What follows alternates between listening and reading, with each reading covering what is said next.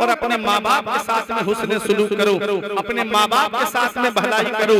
जब वो दोनों बुढ़ापे को पहुंच जाए या उनमें का कोई एक बुढ़ापे को पहुंच जाए, फला तकुल्लहुमा उफ, तो उन्हें उफ भी नहीं कहना, उन्हें छिड़कना नहीं, उन्हें डांट डपट करना तो बहुत दूर की बात।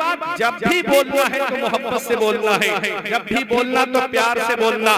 माँ बाप का अदब करना मदरसे में सिखाया जाता है, माँ बाप से प्यार करना मदरसे में सिखाया जाता है, माँ बाप से मोहब्बत से बात करना मदरसे में सिखाया जाता है। अब आप दुनिया का जायजा ले लीजिए, माँ बाप ऐसी मंजिल पे पहुंच जाएं कि वो सिर्फ चारपाई पे बैठे रहे, अब उनको खाना भी चारपाई पे देना है।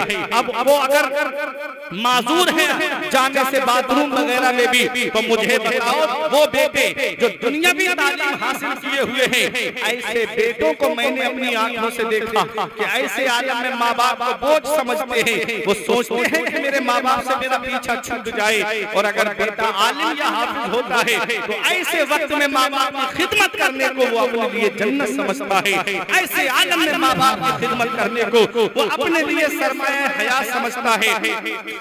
तो पता चला मेरे अजीजों, जब माँ बाप बूढ़े हो जाते हैं तो बेटा जो अपने माँ बाप को बुढ़ापे की दहलीज में अपने सीने से लगाता है, वो या तो हाफिज़े कुरान होता है या आलिम दीन होता है, या वो बेटा जिसने दीन से शगफ हासिल किया है, वो बेटा जिसने दीन से लगाव रखा है, या जो उलमा के करीब रहा है, वो बेटा बुढ़ापे में अपने माँ बाप को अपने लिए जन्नत समझता है। ऐ मेरे अजीजों, माँ बाप ज़हमत नहीं है, माँ बाप अल्लाह की रहमत है। माँ बाप बुढ़ापे की दहलीज पे पहुंच जाए तो हमें उनको बोझ नहीं समझना चाहिए, अपने बचपन को देखना चाहिए। जब बचपन में हम बीमार पड़े थे तो यही हमारा बाप है जो हमको डॉक्टरों के पास लेकर गया, यही हमारी बूढ़ी माँ है जो हमको डॉक्टरों के पास लेकर के गई। क्या कहा बाप ने, डॉक्टर साहब जमीन बिके तो बिक जाए, मकान बिके तो बिक जाए, प्रॉपर्टी जाए तो चली जाए, लेकिन मेरी औलाद को कुछ नहीं होना चाहिए। आज वही माँ बाप बूढ़े हो गए, हमने उनके बिस्तर घर से बाहर कर दिए। आज वही माँ बाप जिनके जिस्म की हड्डियों ने जवाब दे दिया, आज हमने उनको तीनों झोपड़ियों में रहने पे मजबूर कर दिया। हम कौन सा मुंह लेके अपने आका की बारगाह में जाएंगे, कौन सा चेहरा लेकर शाफ़िए महशर की बारगाह में जाएंगे। कयामत के दिन हमारे नबी ने हमसे पूछ लिया, बुढ़ापे में माँ बाप की दौलत मिली थी, बताओ क्या सुलूक करके आए हो, क्या कहोगे उनको बिस्तर घर से बाहर करके आए, क्या कहोगे उन्हें तीनों झोपड़ियों में रहने पे मजबूर करके आए। याद रखना नेपाल में रहने वालों, हर चीज तुम्हें सोशल मीडिया पे नहीं मिलेगी, हर चीज तुम्हें इंटरनेट पे नहीं मिलेगी, हर चीज तुमको गूगल पे नहीं मिलेगी। कुछ जिंदगी जीने के तरीके माँ बाप के पास बैठने से मिलते हैं, कुछ जिंदगी जीने के तरीके माँ बाप के पास बैठने से आते हैं। आज मोबाइल में इतना दूर कर दिया औलाद को, बाप चारपाई पे बैठा है, बेटा मोबाइल में लगा रहेगा, बाप से बात करने तक की तौफीक नहीं होती, बाप से बात करने तक की तौफीक नसीब नहीं होती। ऐ मेरे अजीजों, याद रखना एक दिन ऐसा आएगा, मोबाइल होगा तुम्हारे पास लेकिन बाप नहीं होगा, मोबाइल होगा तुम्हारे पास लेकिन दुआ देने वाली माँ नहीं होगी। इसलिए वक्त रहते हुए अपने माँ बाप की कदर कर लो। अगर वो जिंदा है तो उनकी खिदमत करो, अगर वो हयात है तो उनकी खिदमत करो, और अगर उनका इंतकाल हो गया है तो आका फरमाते हैं जुमे के दिन जो माँ बाप की कब्र की जियारत कर ले, ऐसा बेटा माँ बाप के साथ हुस्न सलूक करने वालों में लिखा जाता है, माँ बाप के साथ फरमाबरदारी करने वालों में लिखा जाता है। ऐ मेरे अजीजों, तवज्जो के साथ सुनिएगा, माँ बाप अल्लाह की बहुत बड़ी नेमत है। इसका पता हमें तब चलता है जब इनका साया हमारे सर से उड़ जाता है। माँ बाप कितनी बड़ी अल्लाह की नेमत है, इसका पता हमें तब चलता है जब माँ बाप का साया हमारे सर से उड़ जाता है। फिर चराग लेके भी ढूंढोगे तो बाप जैसा प्यार करने वाली शख्सियत नहीं मिलेगी, माँ जैसी मोहब्बत करने वाली शख्सियत नहीं मिलेगी, माँ बाप जैसा प्यार करने वाली जात नहीं मिलेगी। आज का नौजवान कहता है मेरे बाप ने मेरे लिए क्या किया है, ये मकान मैंने अपनी मेहनत से बनाया, ये कारोबार मैंने अपनी मेहनत से खड़ा किया, ये प्रॉपर्टी मैंने अपनी मेहनत से बनाई है, मेरे बाप ने मेरे लिए क्या किया। तो उससे कहो जब तुझे चलना नहीं आता था तो बाप ने उंगली पकड़ के तुझको चलना सिखाया, जब तुझे खाना नहीं आता था तब माँ ने तेरी छोटे छोटे लुकमे रख के तेरे मुंह में तुझको खाना सिखाया, आज वही माँ बाप बूढ़े हो गए, हम उनको बोझ समझने लगे। याद रखना, इस वक्त के बारे में तो सोचा भी न था। बेटे से बुढ़ापे में हुई खत्म रसाई, घर बार तो बांट लिए शौक से फुरकान, हिस्से में किसी के मगर मां नहीं आई। वक्त ठुकरा देगा एक दिन मेरी सारी ये कुर्बानियां, दामने उम्मीद में फकत नाकामियां रह जाएंगी। शादियों के बाद तो बेटे अलग हो जाएंगे, हाथों में बाप के हाथों में फकत बैसाखियां रह जाएंगी। बुढ़ापा क्या जवानी क्या, ये बचपन बांट लेते हैं, न हो दिल में गुंजाइश तो आंगन बांट लेते हैं। नहीं मंजूर हिस्से में किसी बेटे को अपनी माँ, मगर आपस में बूढ़ी माँ के कंगन बांट लेते हैं। सुभान अल्लाह, सुभान अल्लाह। किसी बेटे को अपनी माँ, मगर आपस में बूढ़ी माँ के कंगन बांट लेते हैं। मेरे अजीजों, कभी तुम्हें ये लगे कि मेरे बाप ने मेरे लिए क्या किया है, तो चले जाया करो नेपाल बॉर्डर की तरफ, चले जाया करो रुपैडिया की तरफ, और वहां देखो कुछ लोग तुम्हें ऐसे मिलेंगे, कोई ऑटो रिक्शा चला रहा है, कोई 4 व्हीलर लेके खड़ा है, कोई बस लेके खड़ा है, कोई ट्रक लेके खड़ा है। ये एक बाप ही तो है जो सोचता है 4 पैसे जमा हो जाएंगे, मेरी औलाद के खर्चे में काम आएंगे, मेरी औलाद की पढ़ाई में काम आएंगे, मेरी औलाद की तालीम में काम आएंगे। मेरे अजीजों, बाप अल्लाह की बहुत बड़ी नेमत। पता तब चलता है जब बाप की चारपाई घर से उठ जाती है। ये दिल्ली कमाने जाने वाला बाप ही तो है, ये बेंगलोर कमाने जाने वाला बाप ही तो है, ये सऊदी 3-3 साल के लिए कमाने जाने वाला बाप ही तो है। बाप क्या नहीं करता अपनी औलाद के लिए, बाप कौन सी कुर्बानी नहीं देता अपनी औलाद के लिए। दिया था अब्बा ने जो एक झूमर बेच डाला था, खुशी से अपने अरमानों का दफ्तर बेच डाला था। बुलंदी मिल गई तो भूल बैठे हैं वही बेटे, कभी जिनके लिए अम्मी ने जेवर बेच डाला था। बुलंदी मिल गई तो भूल बैठे हैं वही बेटे, कभी जिनके लिए अम्मी ने जेवर बेच डाला था। आंखें खराब हो गई औलाद पालकर, औलाद बात करती है आंखें निकाल कर। जीते जी माँ बाप, जीते जी औलाद को देखने को वो तरस गए, मरने के बाद आते हैं बेटे जहाज से। ये हाल है आज की औलाद का। मेरे अजीजों, अगर माँ बाप जिंदा हैं तो उनकी कद्र करो, माँ बाप हयात हैं तो उनकी खिदमत करो।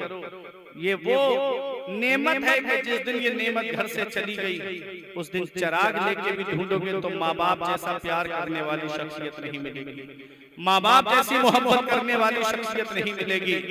माँ बाप का क्या अदब है, ये मदरसे में पढ़ाया जाता है, मदरसे में पढ़ाया जाता है। हुमा जन्नतों का हुमा नारों का, तुम्हारे माँ बाप तुम्हारी जन्नत भी हैं और तुम्हारे माँ बाप तुम्हारी जहन्नम भी हैं। माँ बाप को राजी रखोगे, उनको खुश रखोगे, अल्लाह ताला जन्नत अता फरमाएगा। और अगर माँ बाप को सताया, उन पर जुल्म किया, अल्लाह ताला जहन्नम में डालेगा।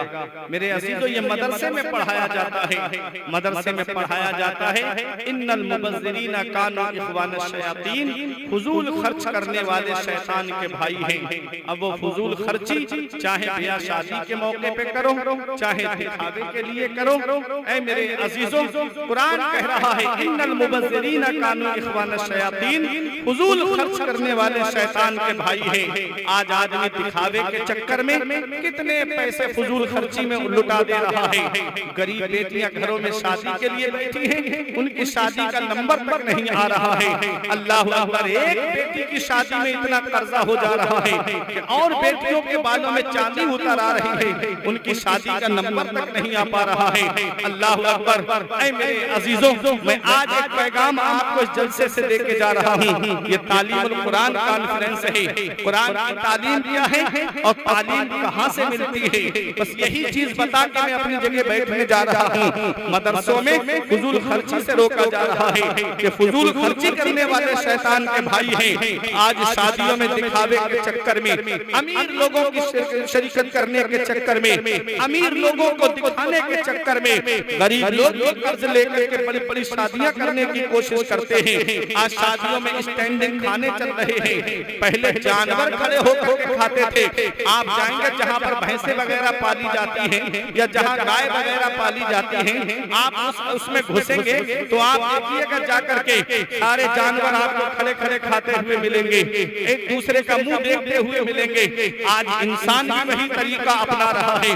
अल्लाह ने इसे अशरफुल मखलूकात बनाया, अल्लाह ने इसको इंसान बनाया। ऐ मेरे अजीजों, और ये भी शादियों में जाकर के खड़े होकर के खा करके जानवरों वाले तरीके को जिंदा कर रहा है। अल्लाह अकबर, ये हाल है आज इंसान का। खाना तो बैठ के खाना चाहिए था, दस्तरखान बिछा के खाना चाहिए था, और तरीका कौन सा अपनाया? खड़े होकर के जो जानवरों का तरीका है उस तरीके को अपनाया आज के मुसलमान ने। अल्लाह अकबर, क्या जवाब दोगे पैगंबर इस्लाम को? क्या जवाब दोगे मदीने वाले मुस्तफा को?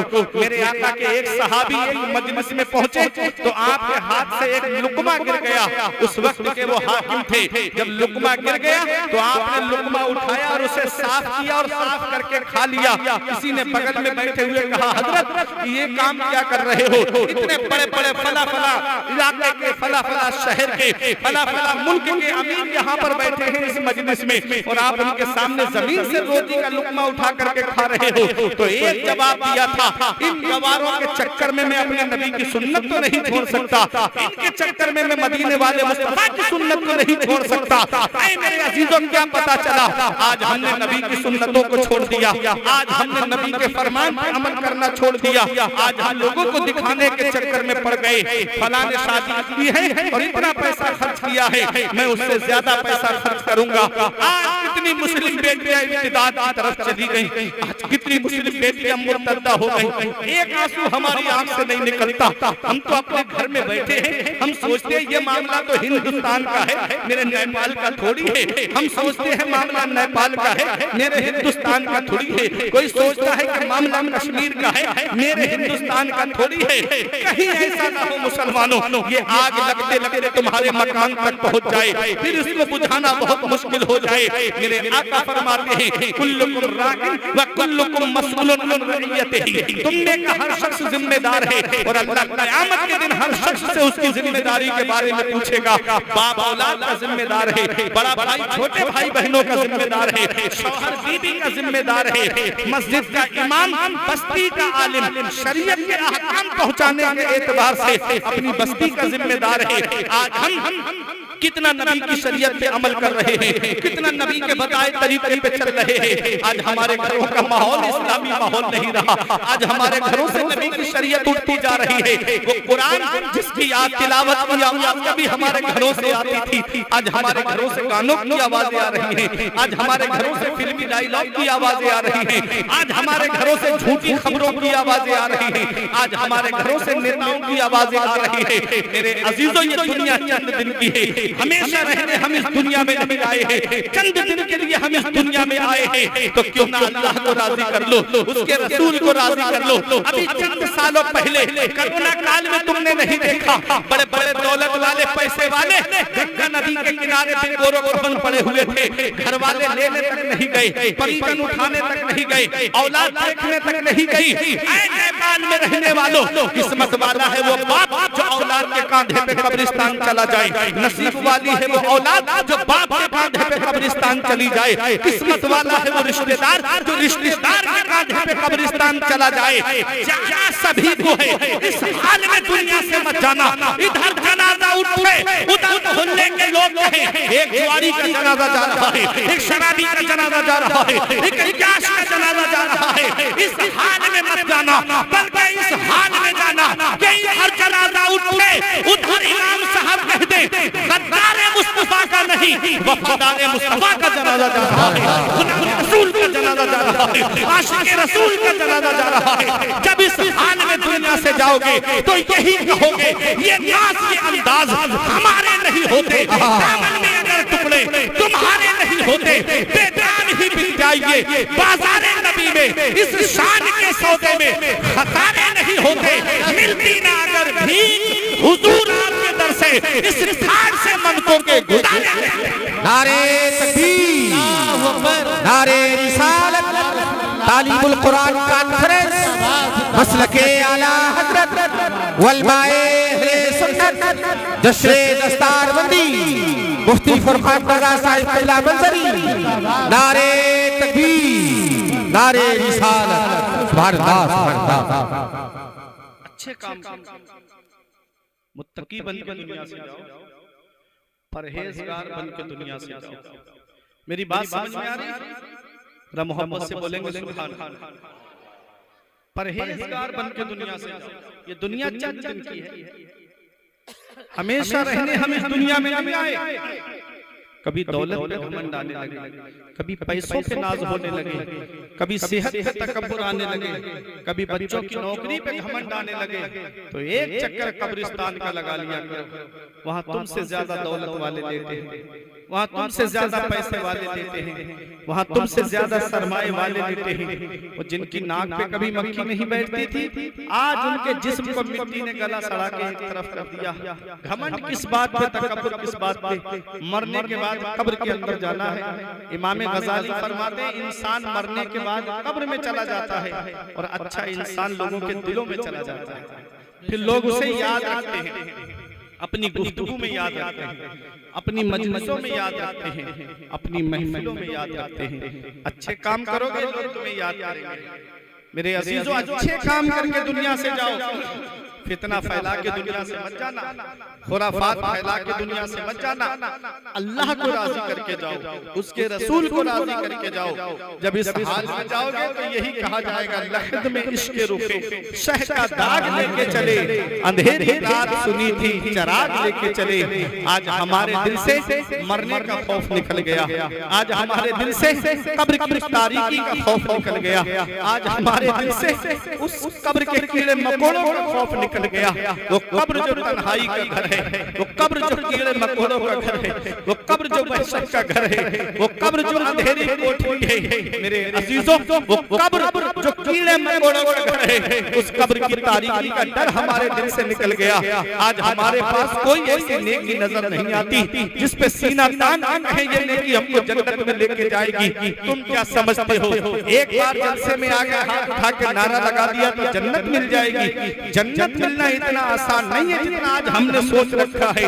नमाजें छोड़ के कहता है मैं हुसैनी हूँ, बता हुसैन ने का फर्ज ऐन छोड़े हैं। मेरे अजीज मैं पहुंचा हूँ इस नतीजे पर, नमाज छोड़ दी समझो हुसैन छोड़े हैं। मेरे अजीजों, आज हमारे दिल से खुदा का खौफ निकल गया। जिसके पास नमाजों का सवाब भी है, जिनके पास रोजों का सवाब भी है, जिनके पास हज और ज़कात का सवाब भी है, उनके खौफे खुदा का जरा आलम देखिए। अल्लाह अकबर। आज हम दुनिया में रहकर तीन चीजों के लिए मेहनत करते हैं कि मेरा कपड़ा अच्छा हो जाए, मेरा लिबास अच्छा हो जाए, मेरा मकान अच्छा हो जाए और मेरा नाम ऊंचा हो जाए। और मरने के बाद अल्लाह यही तीन चीजें सबसे पहले बदल देता है। नाम मरहूम कर देता है, लिबास कफन बना देता है और मकान कब्र बना देता है। दुनिया में जिन तीन कामों के लिए हम मेहनत करते रहे, रात और दिन जिनके लिए हमने एक कर दिया, आज वही मरने के बाद तीन काम सबसे पहले, तीन चीजों को सबसे पहले अल्लाह ने बदला। नाम मरहूम बना दिया, लिबास कफन बना दिया और मकान कब्र बना दी। तो मेरे अजीजों, अच्छे काम करके जाओ दुनिया से, मुत्तकी बन के जाओ दुनिया से, परहेजगार बन के जाओ दुनिया से। आज खौफे खुदा हमारे दिल से निकल गया। जिस इमाम आजम अबू हनीफा के हम मुक़ल्लिद हैं, मसाइल शरइया में हम जिस इमाम की पैरवी करते हैं, तुमने सुना है वो इमाम कौन है? इमाम आजम अबू हनीफा। उनका खौफे खुदा क्या है? उनका खौफे खुदा आप जरा देखिएगा। शायर अहले सुन्नत जुबैर रज़ा हस्सानी मुरादाबादी की आमद हो गई है। मैंने उनका तारुफ करा दिया। नारे तकबीर, नारे रिसालत, वलमाए अहले सुन्नत, शायर अहले सुन्नत जुबैर रज़ा हस्सानी, शायर अहले सुन्नत जुबैर रज़ा हस्सानी। नारे तकबीर, नारे रिसालत। जिस इमाम के हम मुक़ल्लिद हैं, इमाम आज़म अबू हनीफा, उनका खौफे खुदा देखिए आप, उनकी परहेजगारी देखिए आप, उनका तकवा देखिए आप। वो इमाम आज़म अबू हनीफा, इमाम आज़म अबू हनीफा रमजान शरीफ के महीने में 62 मरतबा कुरान पाक का खत्म शरीफ फरमाते थे। वो इमाम आज़म अबू हनीफा जिन्होंने 30 साल लगातार रोजे रखे, वो इमाम आज़म अबू हनीफा जिन्होंने 40 साल इस हाल में गुजारे कि ईशा के वुजू से फजर की नमाज पढ़ी, पूरी रात अल्लाह की इबादत। वो इमाम आजम अबू हनीफा, जहां आपका मदफन है, जहां आपकी कब्र है, जहां आपका मजार शरीफ है, उस जगह पर आपने 7000 मरतबा कुरान पाक का खत्म शरीफ फरमाया। सुभान अल्लाह। वो इमाम आजम अबू हनीफा जिन्होंने 1500 दिरहम खर्च करके एक लिबास सिलवाया, जिसे सिर्फ आप नमाज के लिए रात में जब अल्लाह की इबादत करने के लिए खड़े होते तो आप उस लिबास को ज़ेबतन फरमाते थे। 1500 दिरहम खर्च करके ऐसा उम्दा लिबास आपने सिलवाया, और रात में अल्लाह की इबादत करने के लिए जब खड़े होते तो उस लिबास को आप ज़ेबतन फरमाते थे। आज हम शादी में जाएंगे तो अच्छे कपड़े पहन के जाएंगे, मार्केट जाएंगे तो अच्छे कपड़े पहन के जाएंगे, किसी की बर्थडे पार्टी में जाएंगे तो अच्छे कपड़े पहन के जाएंगे, किसी के यहाँ पर रिश्तेदारी में जाएंगे तो अच्छे कपड़े पहन के जाएंगे, और जब मस्जिद में आएंगे तो मैले कपड़े पहनकर, जब मस्जिद में आएंगे तो बोसीदा कपड़े पहनकर, मस्जिद में आएंगे तो परगंदा हाल आएंगे। इल्ला माशा अल्लाह। अल्लाह फरमाता है या बनी आदम खुजू ज़ीनतकुम इंदा कुल्ले मस्जिद। अल्लाह फरमाता है ऐ औलाद आदम, हर नमाज के लिए जीनत पकड़ो, हर नमाज के लिए अच्छा कपड़ा पहनो, हर नमाज के लिए उम्दा लिबास पहनो। आज हम शादी ब्याह मार्केटों में जाएंगे तो उम्दा कपड़े पहन के, अच्छे कपड़े पहन के, और जब अल्लाह की इबादत के लिए आएंगे तब हम ऐसे ही कपड़ों में आ जाएंगे। इमाम आजम अबू हनीफा ने 1500 दिरहम खर्च करके लिबास सिलवाया, और आप उसको अल्लाह की इबादत के लिए ज़ेबतन फरमाते थे। वो इमाम आजम अबू हनीफा।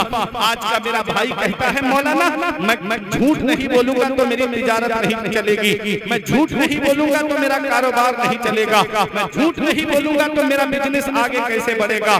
हमारे इमाम आजम अबू हनीफा, जिस इमाम के हम मुक़ल्लिद हैं, मेरे अजीजों, वो जहां इमाम आजम है, जहां वो बहुत बड़े मुहद्दिस हैं, जहां इमामुल अइम्मा है, जहां काशिफुल गुम्मा है, जहां सिराजुल उम्मा है, वहीं वो बहुत बड़े ताजिर भी हैं, बहुत बड़े ताजिर भी हैं। कपड़े का बिजनेस है आपका, कपड़े का कारोबार है आपका, और परहेजगारी देखो, तकवा देखो।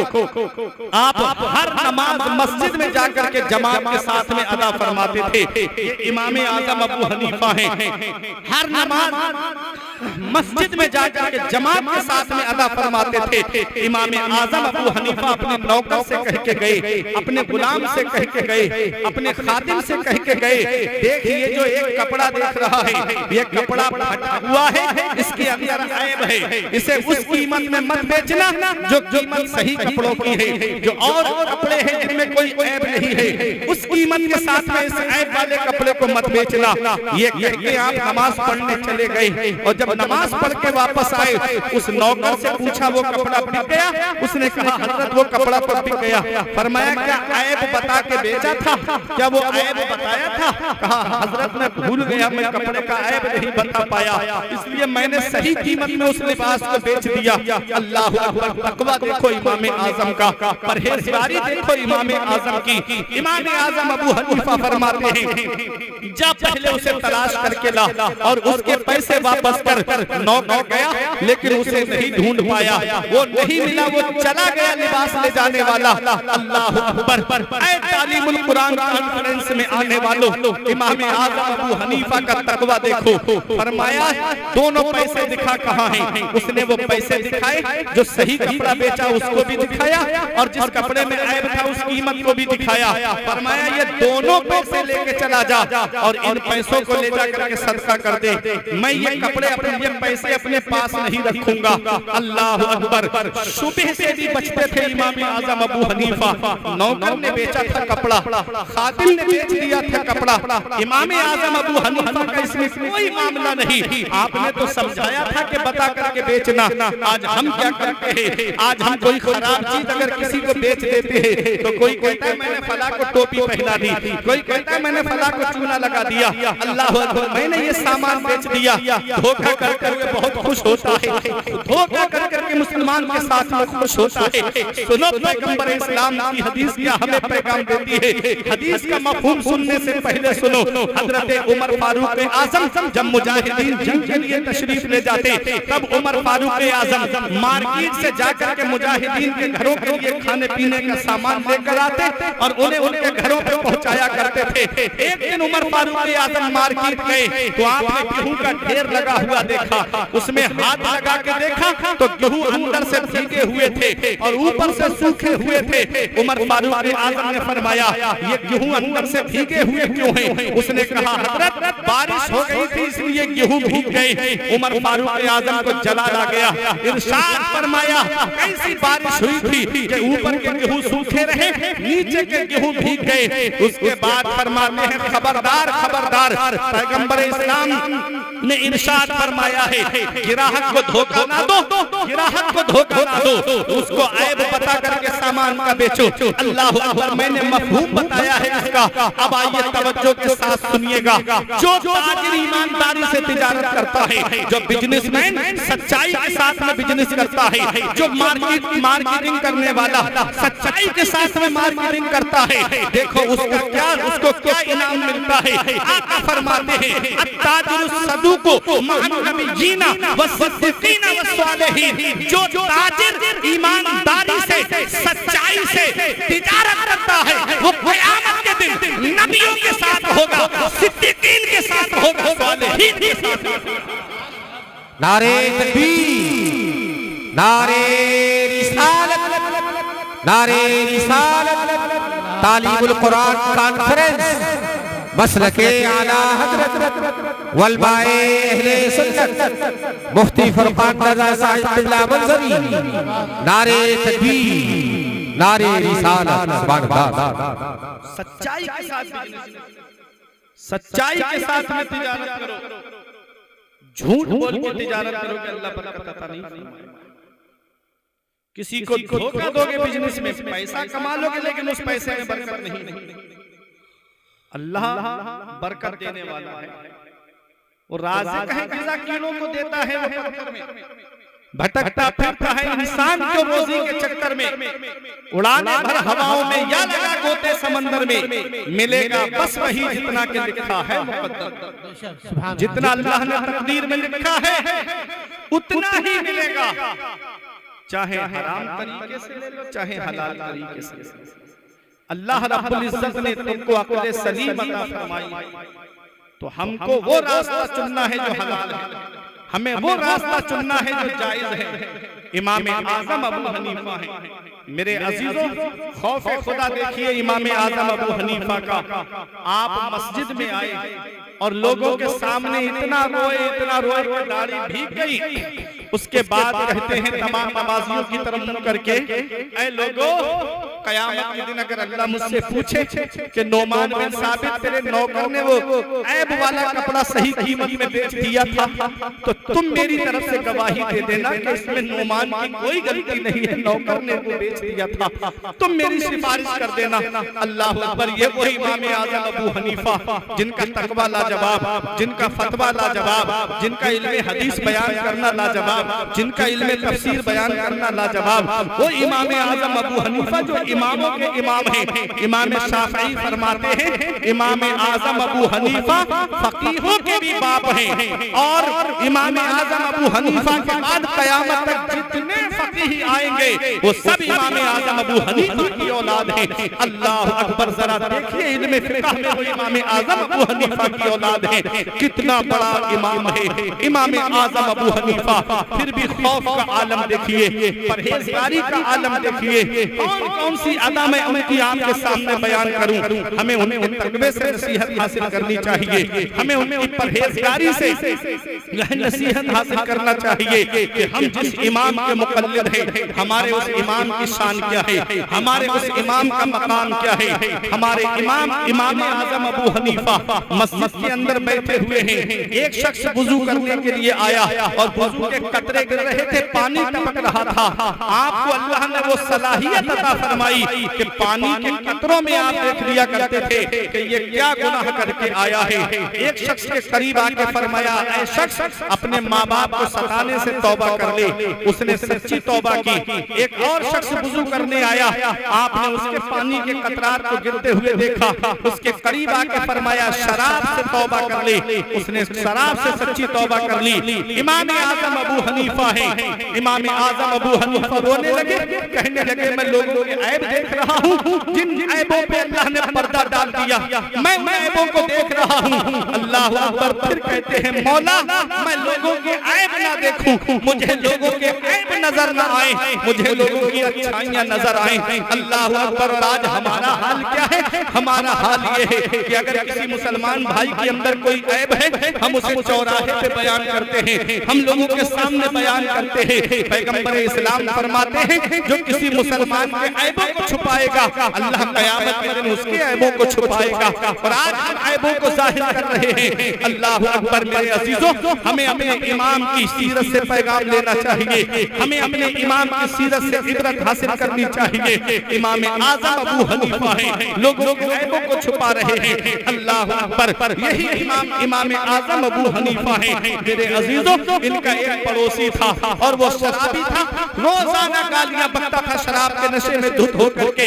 एक दिन शाम को उसकी आवाज नहीं आई। सुबह को इमाम आजम अबू हनीफा ने पूछा, अरे वो रात को गालियां बकता है हमारा पड़ोसी, वो कहाँ चला गया? किसी ने कहा, हजरत उसे तो पुलिस पकड़ के ले गई, वो शराब के नशे में लोगों को गालियां देता था, इसलिए शराब पुलिस उसको उठा करके ले गई। पड़ोसी है इमाम आजम अबू हनीफा।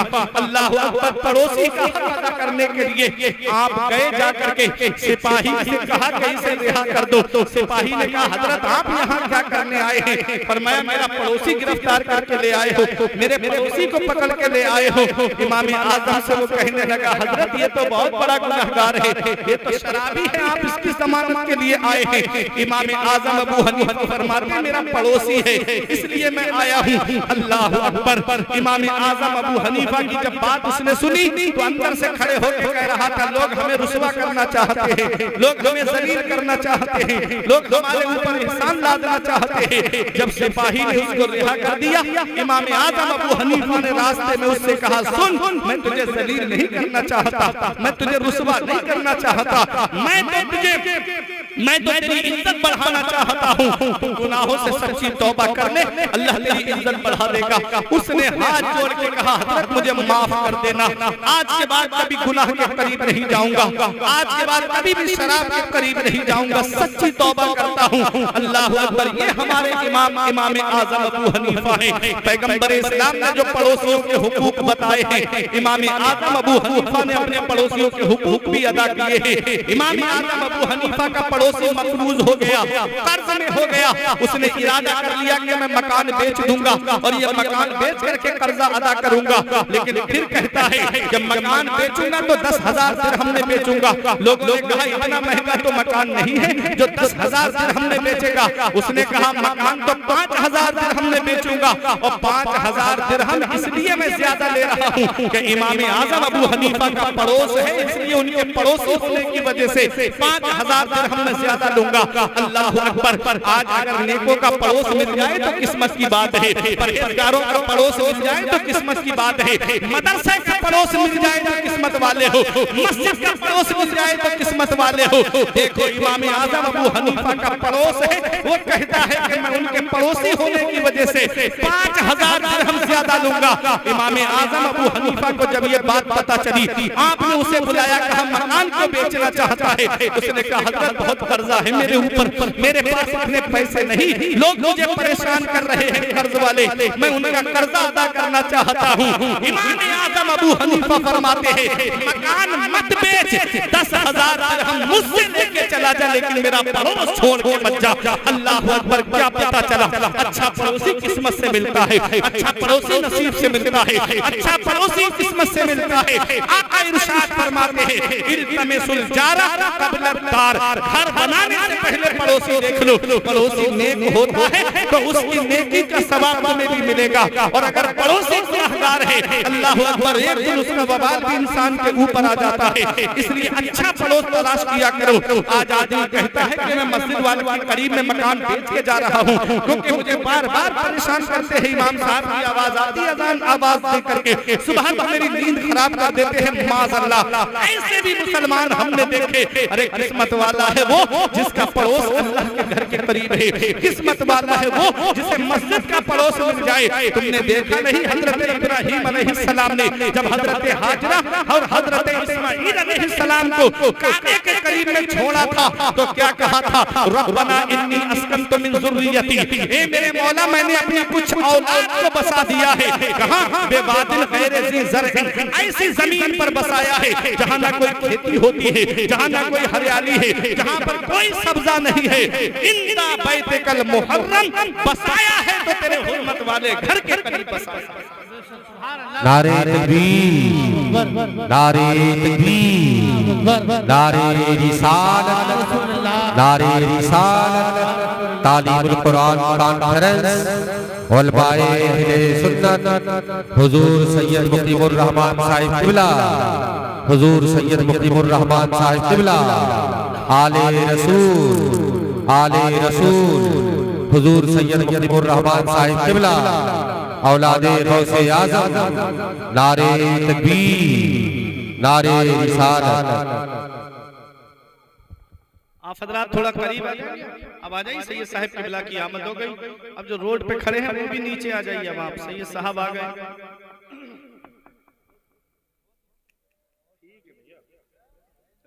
अब बैठ जाएं आप हजरात, बैठ जाइए, करीब में बैठ जाइए।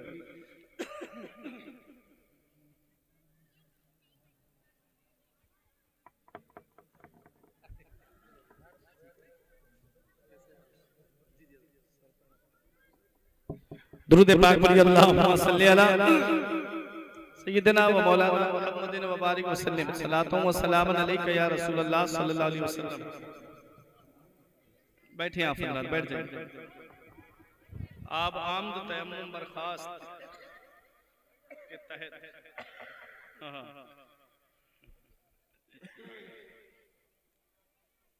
जिस शख्सियत का हम और आप काफी देर से इंतजार कर रहे थे, खतीब अहले सुन्नत, मुमताजुल खुतबा, सिराजुल उलमा, हजरत अल्लामा मौलाना सैयद मुकीमुर रहमान साहिब किबला मिंबर नूर पे तशरीफ फरमा। वहीं शायर अहले सुन्नत, शायर हर दिल अजीज, अल्लाह ने बड़ी प्यारी आवाज से नवाजा। मुरादाबाद की शान है हमारे जुबैर रजा हस्सानी साहिब किबला, हुजूर अल्लामा सदरुल अफाजिल का फैजान लेकर के आज पूरे हिंदुस्तान में जलसों की कामयाबी की जमानत की कुर्सी पे कब्जा किया। थोड़ी देर आप हजरात तवज्जो रखे, मेरे फौरन बाद में आप जुबैर रजा हस्सानी साहिब किबला को समाअत करेंगे। जरा मोहब्बत से बोलिए सुभान अल्लाह, सुभान अल्लाह। तो हमें अपने इमाम की सीरत से पैगाम लेना चाहिए कि हमारे बुजुर्गों ने किया क्या है। इमाम आजम अबू हनीफा की शख्सियत क्या है, ये कहाँ मिलेगा? ये मदरसे ही में तो पैगाम मिलेगा। ये मदरसे ही में तो बताया जाएगा कि इमाम आजम का मकाम क्या है, इमाम शाफई का मकाम क्या है, इमाम मालिक का मकाम क्या है, इमाम अहमद इब्न हम्बल का मकाम क्या है, सरकार गौसे आजम का मकाम क्या है, सरकार गरीब नवाज का मकाम क्या है, सरकार वारिस पाक का मकाम क्या है, सरकार मखदूम पाक का मकाम क्या है। ये पैगाम मदरसे ही में तो मिलेगा। इसलिए अपने बच्चों को मदरसे से करीब करो, अपने बच्चों को दीनी तालीम हासिल कराओ। जब तुम्हारे बच्चों के पास में कुरान की तालीम होगी, जब तुम्हारे तुम्हारे बच्चों के पास में दीन की तालीम होगी, फिर उसके बाद तुम अपने बच्चों को स्कूल भेजो, चाहे कॉलेज भेजो, चाहे यूनिवर्सिटी भेजो। पहले अपने मजहब की तालीम हासिल कराओ, पहले अपने मजहब का दीन उनको, पहले अपने मजहब का कुरान उनको हासिल कराओ, कुरान की तालीम अपने बच्चों को दिलाओ। फिर उसके बाद देखना तुम्हारे बच्चे किसी मोड़ पे नाकाम नजर नहीं आएंगे। जो मेरे बच्चे फारिग हो रहे हैं तलबाए किराम, 8 बच्चे हजरत हाफिज कारी शहजाद साहब की मोहब्बतें हैं, आप देखिएगा। और जो असातिज़ा हैं इस मदरसे में, उनकी मेहनत और काबिश का जो समरा है, काबिश का जो समरा है, वो थोड़ी देर में अभी आपकी निगाहों के सामने होगा। उन बच्चों के सर पे दस्तारे हिफ्ज रखी जाएगी। कुरान उन बच्चों ने हिफ्ज किया है। कुरान हिफ्ज करना कोई मामूली काम नहीं है मेरे अजीजों। और जब कुरान हिफ्ज कर लिया उन बच्चों ने, तो अब मैं एक पैगाम मदरसे के तलबा को भी देना चाहूंगा। ये तलबा को भी पैगाम देना बहुत जरूरी है, क्योंकि इनका हाल अक्सर का ये होता जाता है कि सामने तो उस्ताद का अदब करते हैं, लेकिन पीछे उस्ताद का अदब नहीं करते। इस उस्ताद की बुराई उस उस्ताद की दरसगाह में, उस उस्ताद की बुराई उस उस्ताद की दरसगाह में, ये आजकल ज्यादा होता नजर आ रहा है। और अगर उस्ताद ने मदरसे में पाबंदी लगा दी कि कोई बच्चा मदरसे में मोबाइल नहीं चलाएगा, कोई भी बच्चा एंड्रॉइड मोबाइल लेकर के नहीं आएगा, तो यही बच्चे उस्ताद की बुराई करना शुरू कर देते हैं, यही बच्चे उस्ताद की शान में गुस्ताखियां करना शुरू कर देते हैं। तो एक पैगाम मैं इन बच्चों को भी देना चाहूंगा कि अगर तुमने इल्म हासिल कर लिया है, तुमने तालीम हासिल कर ली है, तो अब तुमको तन्हाई में हो तब भी अपने उस्ताद का अदब करना है, महफिल में हो तब भी उस्ताद का अदब करना है, मजलिस में हो तब भी उस्ताद का अदब करना है, खलबत में हो तब भी उस्ताद का अदब करना है, जलबत में हो तब भी उस्ताद का अदब करना है। उस्ताद उस्ताद होता है। और तुम भी एक पैगाम लेकर जाओ, और ये भी एक पैगाम लेकर जाएंगे कि 2 लोगों से जब मुकाबला हो तो हार जाने में कामयाबी है। जब 2 लोगों से मुकाबला हो तो हार जाने ही में कामयाबी है। मुकाबला जब उस्ताद से हो तो हार जाने ही में कामयाबी है, और मुकाबला जब माँ बाप से हो तो हारने में ही कामयाबी है। कभी इनसे जीतने की कोशिश मत करना, वरना हिलाक हो जाओगे। कभी इनसे आगे बढ़ने की कोशिश मत करना, वरना कहीं ऐसा ना हो कि ना दुनिया के रहो ना आखिरत के रहो। इसलिए अपने असातिज़ा का अदब करते रहना, अपने उस्ताद का अदब करते रहना। जिस इमाम का मैंने नाम लिया, इमाम आजम अबू हनीफा, उनके शागिर्द हैं इमाम जुफर, अल्लामा मुस्लिम रज़ा बरकाती साहिब किबला तशरीफ फरमा है, अल्लामा सैयद मुकीमुर रहमान साहब तशरीफ फरमा है।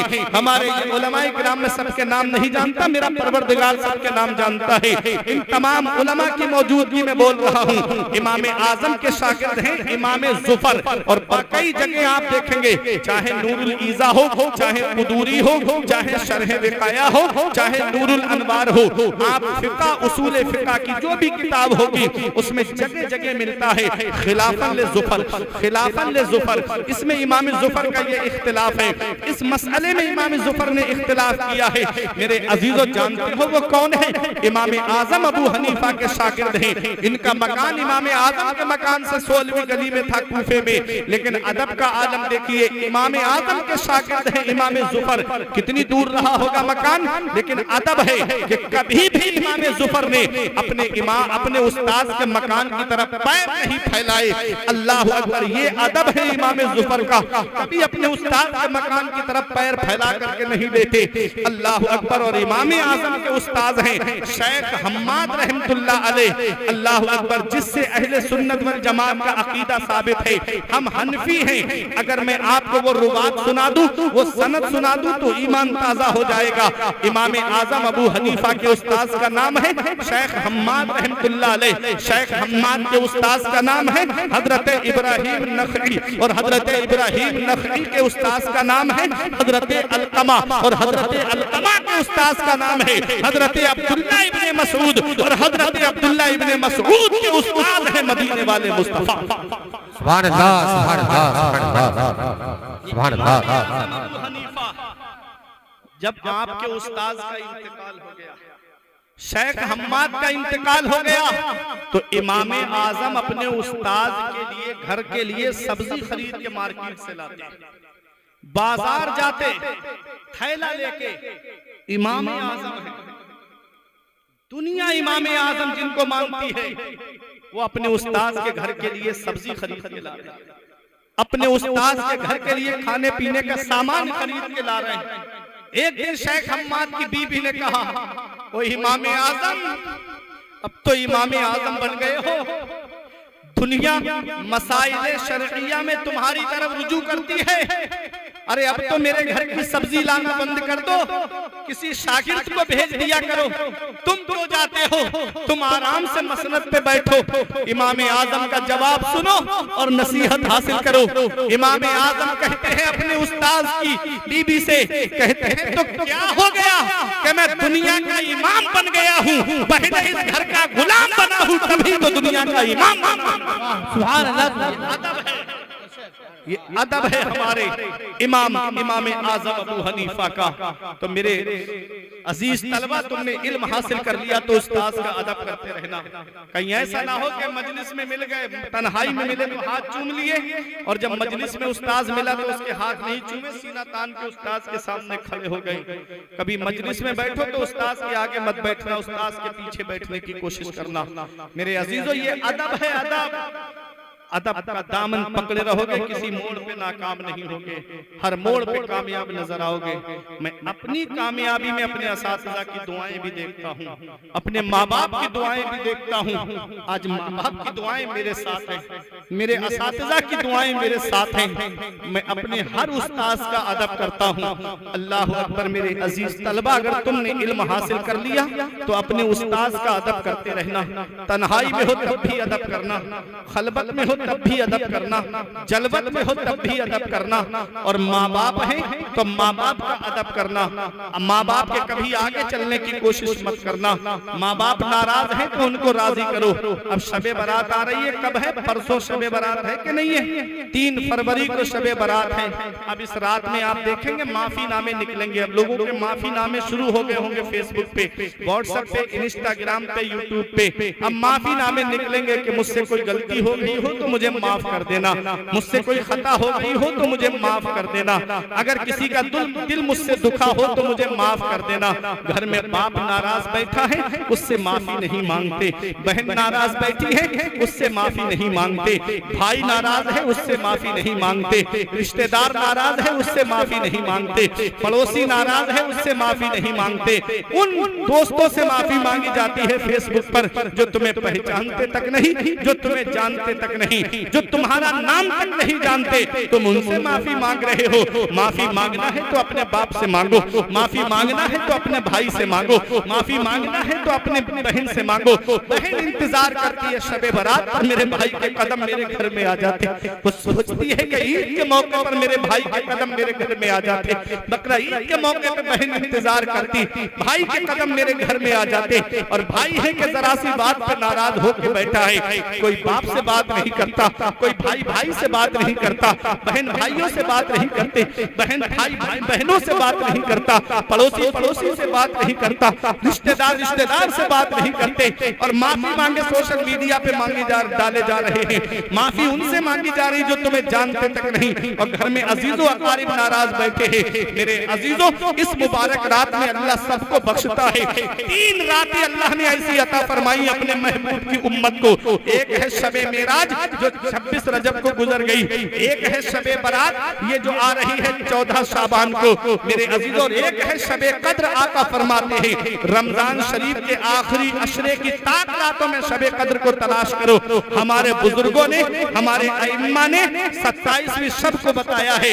ज्यादा राजिह कौल 27वीं शब का है। मेरे अजीजों, ये 3 रातें ऐसी हैं, आदमी चाहे तो अपने गुनाहों से तौबा करके अपना दाखिला जन्नतियों में, अपना नाम जन्नतियों में, जन्नतियों की फहरिस्त में लिखा ले। आदमी चाहे तो अपना दाखिला जन्नत में करा ले। लेकिन होता क्या है, ऐसी रातों में भी हम सो के गुजार देते, ऐसी रातें भी हम सो करके गुजार देते।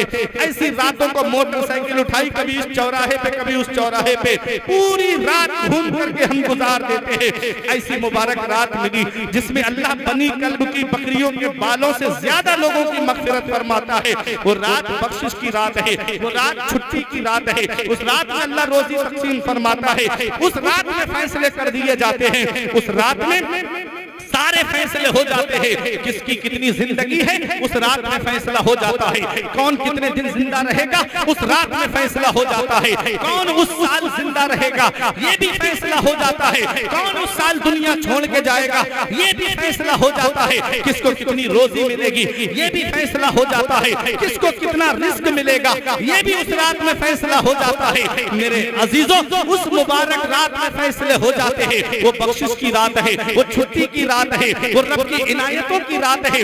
आसमान दुनिया पर रब खास तजल्ली फरमाता है कोई मुसीबत ज़दा जो मुसीबत से निजात मांगे अल्लाह उसको निजात अता फरमाए। है कोई बीमार जो शिफा मांगे अल्लाह उसको शिफा अता फरमा दे। है कोई रोजी मांगने वाला अल्लाह उसको रोजी अता फरमा दे। सुबह सादिक तक तुलू फजर तक ये सिलसिला चलता रहता है। रब की रहमतें जवाब देती हैं। हम तो माइल बस करम है कोई साइल ही नहीं। राह दिखलाए किसे रह रहे मंजिल ही नहीं। मेरे अजीजों, उस मुबारक रात में अल्लाह की इबादत करना, उस मुबारक रात में कुरान की तिलावत करना, उस मुबारक रात में अल्लाह को राजी करना, उसके रसूल को राजी करना। मोबाइल घर पे रख के जाना, मस्जिद में जाकर के रब की इबादत करो, मस्जिद में जाकर के अल्लाह की इबादत करो। अल्लाह तुमसे राजी हो गया, उसका रसूल तुमसे राजी हो गया तो जब दुनिया से जाओगे तो यही कहोगे लहद में इश्क़े रुखे शह का दाग लेके चले। लहद में इश्क़े रुखे शह का दाग लेके चले। अंधेरी रात सुनी थी चराग लेके चले। सुभान अल्लाह, सुभान अल्लाह, सुभान अल्लाह। मेरे गुलामों का नक्शे कदम है राहे खुदा, वो क्या बहक सके जो ये सुराग लेके चले। मुत्तकी बन के जाओ, परहेजगार बन के दुनिया से जाओ। कुरान क्या सिखाता है? कुरान एक सच्चा इंसान बनाता है इंसान को। मदरसा एक कामिल इंसान बनाता है इंसान को।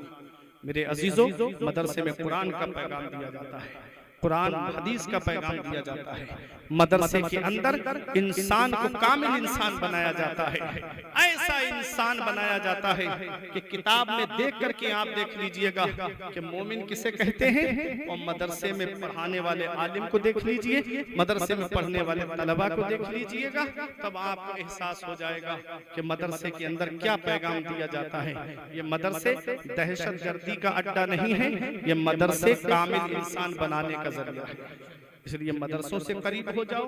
मदरसे में 8 बच्चों ने कुरान पाक हिफ्ज़ किया है, ये 8 हैं। अगर आपका साथ रहा तो आने वाले वक्त में 8 के डबल भी हो जाएंगे। और अगर एक बच्चा भी इनमें से ऐसा निकल गया कि जिसने जाकर के दीन का काम जहां जहां भी किया तो समझ लो वो तमाम लोगों के लिए बख्शिश का जरिया बन जाएगा। जिसने ताउन किया उसकी भी बख्शिश का जरिया बन जाएगा। जिसने सपोर्ट की मदरसे को उसकी भी बख्शिश का जरिया बन जाएगा। जिसने साथ दिया मदरसे में पढ़ाने वालों का उसकी भी बख्शिश का जरिया बन जाएगा। क्योंकि एक हाफिज कुरान 10 ऐसे लोगों की शफाअत करेगा क़यामत के दिन जिनके ऊपर जहन्नम वाजिब हो गई होगी, जहन्नम का टिकट कट गया होगा। अल्लाह पर तो सोचिए आप, अगर बाअमल हाफिज कुरान है तो उसको ये इनाम मिलेगा क़यामत में कि वो 10 ऐसे लोगों को जन्नत लेकर जाएगा जिनके ऊपर जहन्नम वाजिब हो गई है। ये तो उनका हाल है जिनके ऊपर जहन्नम वाजिब हो गई थी। माँ बाप को अल्लाह क्या देगा? माँ बाप जिन्होंने औलाद की जुदाई का गम बर्दाश्त किया, माँ ने बचपन में अपनी औलाद की जुदाई का पत्थर अपने सीने पे रखा, तो माँ बाप को क्या मिलेगा? तो सुनो, माँ बाप को क़यामत के दिन अल्लाह ताला एक ऐसा ताज अता फरमाएगा जिसकी रोशनी आसमान के सूरज से भी ज्यादा होगी। ये मेरी आखिरी बात है, मैं बैठने जा रहा हूँ। आसमान का सूरज आपने देखा? मैं जब यहाँ पर आया था तो मुबारक तो वो बता रहे थे कि कल बहुत सर्दी थी, आज सूरज निकला है। सर्दी थी ना कल, आज सूरज निकला। तो आज दोपहर में जब हम सैयद साहब के पास आए, मुलाकात हुई रुपहड़िया बॉर्डर पर, तो ऊपर नजर नहीं मिलाई जा रही थी सूरज से। सर्दी चल रही है ना, और ये सूरज चौथे आसमान पर है और इसका मुंह हमारी तरफ नहीं है, इसका मुंह ऊपर है, उल्टा है हमारी। तब हम इस सूरज से नजर नहीं मिला सकते, तब हम इस सूरज से नजर नहीं मिला सकते इसकी रोशनी के सामने।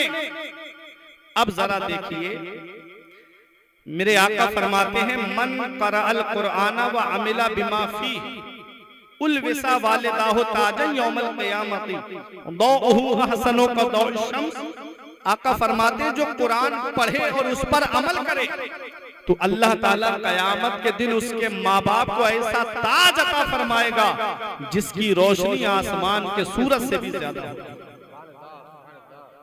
इतना अच्छा ताज और ऐसा ताज कि जिसकी रोशनी आसमान के सूरज से भी ज्यादा होगी। दूर से उनके सरों पे ताज नजर आएंगे। लोग कहेंगे ये कौन है जिनके सरों पे नूरानी ताज चमक रहे हैं? तो फरिश्ते कहेंगे ये वो माँ बाप हैं जिन्होंने अपने जिगर के टुकड़े को मदरसे में भेजा, जिन्होंने अपने लख्ते जिगर को मदरसे में भेजा, टूटी हुई चटाई पे देखा उसको फटे हुए लिबास में देखा, अपने बच्चे को मदरसे का खाना खाते हुए देखा, लेकिन फिर भी जुदाई उनकी बर्दाश्त करके अपने बच्चे को आलिम दीन बनाया, अपने बच्चे को हाफिज कुरान बनाया। और जब ये हाफिज कुरान बन गए, इनके माँ बाप ने सब्र किया, इनके माँ बाप ने अपने बच्चों की जुदाई को बर्दाश्त किया।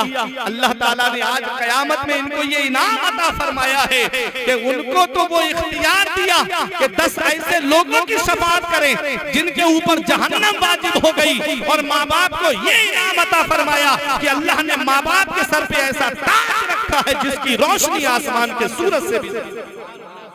तो जिनके बच्चे हाफिज कुरान बने वो किस्मत वाले, जिनके बच्चों ने कुरान हिफ्ज किया वो नसीब वाले, जिनके बच्चों ने कुरान को हिफ्ज कर लिया वो मुकद्दर वाले। कि दुनिया में तो हाफिज के बाप कहलाएंगे ही, हाफिज साहब के वालिद साहब जा रहे हैं, और कयामत के दिन अल्लाह ताला तुम्हें वो ताज अता फरमाएगा जिसकी रोशनी आसमान के सूरज से भी ज्यादा। अल्लाह ने अगर 2-3 बेटे दिए हैं तो एक बेटा मदरसे में जरूर भेज देना। कहीं ऐसा ना हो, कहीं ऐसा ना हो कि कोई कब्र पे फातिहा पढ़ने वाला तक नसीब ना हो। अगर अल्लाह ने 3 बेटे दिए हैं तो एक को आलिम या हाफिज जरूर बना देना। मैंने दुनिया का जायजा लिया है कि जब बाप के इंतकाल का वक्त करीब आता है तो कोई यासीन शरीफ पढ़ने वाला तक नहीं होता। जब बच्चा हाफिज कुरान होगा, जब बच्चा आलिम दीन होगा तो वो बंटवारे के लिए लड़ेगा नहीं, बाप का अंगूठा नहीं लगाएगा सादा कागज पर, बल्कि सरहाने बैठ करके सूरह यासीन शरीफ की तिलावत करता हुआ नजर आएगा। और जब इंतकाल हो जाएगा तो वो अपने बाप के लिए कफन का इंतजाम करेगा, गुस्ल भी अपने हाथों से देगा, नमाज जनाजा भी अपने वालिद की पढ़ाएगा, अपने हाथों से कब्र में उतार के यही कहेगा रब्बना ग़फ़िरली वले वालिदैया, अल्लाह मुझे बख्श दे और मेरे माँ बाप को बख्श दे। वो दुआ जमीन के ऊपर करेगा, अल्लाह उसके माँ बाप को जमीन के नीचे बख्श दे। इसलिए अपने बच्चों को कुरान पढ़ाओ, अपने बच्चों को दीनी तालीम हासिल कराओ, अपने बच्चों को मदरसे में भेजो, चाहे मदरसा तालीम कुरान में भेजो, चाहे मदरसा गौसिया में भेजो, चाहे दीनी अहले सुन्नत वल जमात के मदारिस में भेजो, पर बच्चों को पढ़ाओ जरूर। आधी रोटी खाइए, महाराजा शरीफ से क्या आवाज आई थी? आधी रोटी खाइए, बच्चों को पढ़ाइए। मत बनाओ पूरा हफ्ता अपने घर में चिकन, एक दिन बना लो, बाकी पैसा बचा करके बच्चों की तालीम